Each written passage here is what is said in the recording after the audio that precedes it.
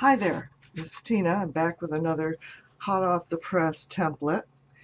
This one is called, let's see if I can get there, Triple Step Card. Yes, I know. There are tons of videos out there doing triple step cards where you don't need a template, but I work a lot, and if I'm going to play, I want to play with little brain work as possible. If I haven't told you before, I'm a computer programmer, so if I want to play, I don't want to have to think. And this comes complete with directions, which you can barely see over here, and inspiration. They have a card down here that they're showing. So let's get started. Well, first of all, in the directions, they are using a 5 by 6.5 blank card that they sell. I have so much card stock, I don't need to buy any pre-made cards. However, in my infinite wisdom, I decided that it would be smart to sit there and fold the card first and then make the folds that they had. Well, no, don't do that. This is why. You get a nice weak card because you have those folds in there. Just follow the directions, or just follow the pattern on here. You know, they've got the whole card there. So, to salvage this card, I use the patterns that they have on here, which is great because they actually have all the patterns that you need for the front and the back and insides. And I use them and put the inside on, or put strips on the inside to support it. Okay? So to finish this card up, I had done some Zentangle, and of course I'm using up. Remember I did that video a couple times ago with those layer and stack houses and didn't know what I was going to do with them? Well, this is what I'm doing with them. So let's finish up this card real quick, and I will show you what this looks like finished. But again, when you're doing this, don't fold that stuff up first. Don't fold a regular card. So I am going to just glue this on, and I've tried to, you know me, I tend to have extra long videos, but I've tried to get prepped for this one so I wouldn't have to be holding you up so much. Okay, so I'm just using my favorite fabric tack or fabric fix, both by Beacon Hill, and I'm just going to glue that on the front. And then I've got the pieces that they suggested, or that they gave patterns for. This one's right here, and then this one was right here. Okay, so I've already decorated them. I'm going to put that on. Like I said, I stabilized the inside. Normally I wouldn't have bothered putting anything behind this, but I stabilized it only because I had been foolish enough to fold the card in half in front first. And the reason why I was showing you that is so you won't make the same mistake. Now, yes, I know, like I said, there's a bunch of videos out there. If you want to go and measure and go through all those videos, you know, go through the video and get the measurements and so on, go for it. But I don't want to sit there and bother. I'd rather buy one of these. And if you're saying, well, I don't have an envelope for one of these, check out Lindsay, the Frugal Crafter. She did a wonderful, wonderful example on how to make a envelope out of any size card. It was so simple. Okay, so we're going to put those, get the whole front done, and I'm just going to put a house here that we created with their layer and stack template.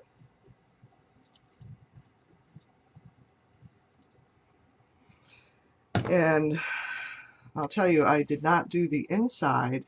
I did not put a sentiment on the inside, only for the fact that I send out a tremendous amount of cards, and I really usually wait till right when I'm sending them to figure out, okay, am I going to make this an anniversary, wedding, housewarming, congratulations, birthday card, or whatever. So I put the 3-story house on front. This is a Tim Holtz die from way back when. And there I've got the 2-story house on the inside. Now, isn't that cute? So I had also had another example done, again, with our lovely little layer and stack houses. I made this one into a church on the front, put some Martha Stewart bird punch, I think it is, and put a 3-story house on the inside. I'm going to have to put a panel on this one because I had used that Sargent Art glitter watercolor. There's no way I could write on that without messing up a pen. I've started another one, but what I wanted to show you was, obviously they said take the card and use their card and do that, but I mean, all I did was take their card, see, put a pencil mark around the outside, pencil marked in, and I've got something upside down here. Yay! Okay, that works better. Pencil marked the outside, pencil marked all the rest of the marks, went through on my embossing board and went over the ones, because they actually do tell you mountain fold or valley fold and so on, what to use. So I've gone through and scored this already, and I wanted to show you a little trick. And I'm doing this on white card so you can see this better. Now, a friend of mine taught me this years ago. Now, you know all these nice little personal paper cutters. I've got guillotine cutter and this, that, and the other thing. This has this nice little blade, and you know where your little handle is? That's exactly where the blade is. Can you believe I'm sitting here looking up at the camera trying to talk to you? Anyways, so this is nice that it has a wire so I can follow my pencil line. And I'm going to stand up here just so I can make sure I'm getting it right. See, I've got the handle marked right up at that corner. And I'm going to take that and just move it on down so that handle is right to there, where that has to be cut. And then I'm going to do the same over here. I'm going to start back up here and just pull it on down. Why am I showing you this? Because a lot of people are, well, I wouldn't say afraid, but they don't like fussy cutting and so on.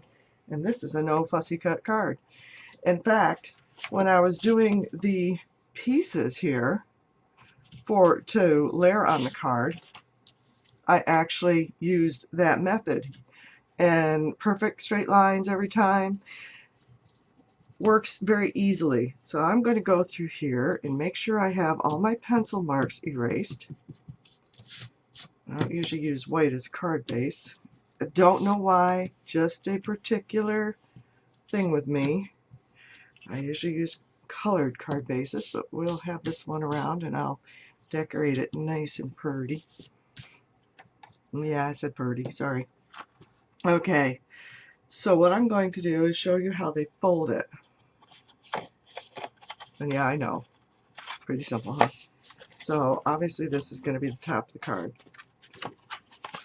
And this is going to be, whoops, I didn't get all the erase all that. Sorry. Easier to do it now than when I've got it all folded up. So, and then this one is going to be going down in. This one's going to be folded down like that. This one's going to be going down in. And they tell you whether it's a mountain fold or a valley fold.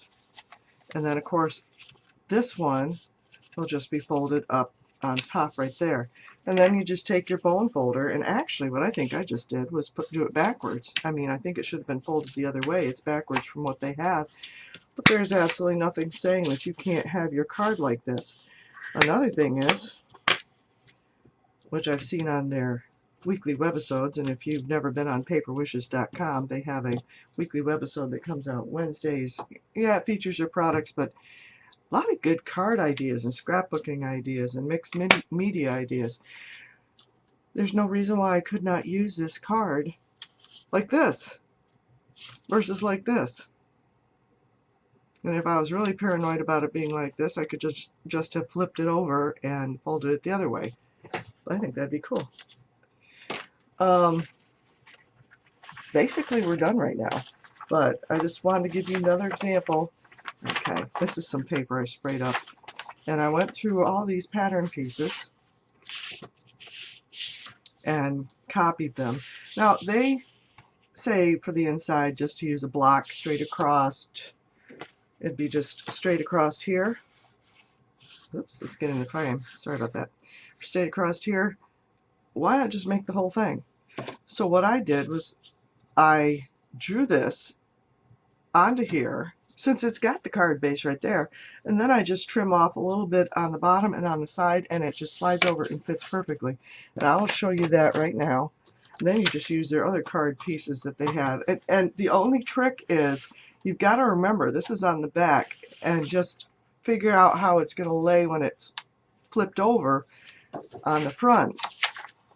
Okay, I'm going to show you how simple this is. And again, I'm going to get up, make sure I have this blade in the right place. Okay, I'm following the lines. I'm going to go over here and make sure I have, am I in the line? There we go. How's that? So I'm making sure that this blade handle is marked, is flush with that line to start with, and I'm going down here, and now it's flush with this line, and I'm going to just slip this over and do all these lines right away, and that's still at the same place. So I'm going to go all the way down so it's flush with this line. Then we have the base line, so I'm going to go over here, and again we're already up at that one area where the one stopped, so I'm just going to start there, and then I'm just going to do the rest of the lines. And you're saying, oh no, Tina, you've got something drawn out here. Hopefully you can see that, but I can stop where I want to with this. There's no reason that you have to go all the way down, so I'm going to make it flush with that line. And that's one thing I should have done while I had it the other way, huh? Is do this line too. Here we are. Let me lift up so I'm not ripping paper where I don't want it to be. That's one thing I like about the wire cutters. Like I said, at least you've got the wire going completely over your line, so you know you're not messing up.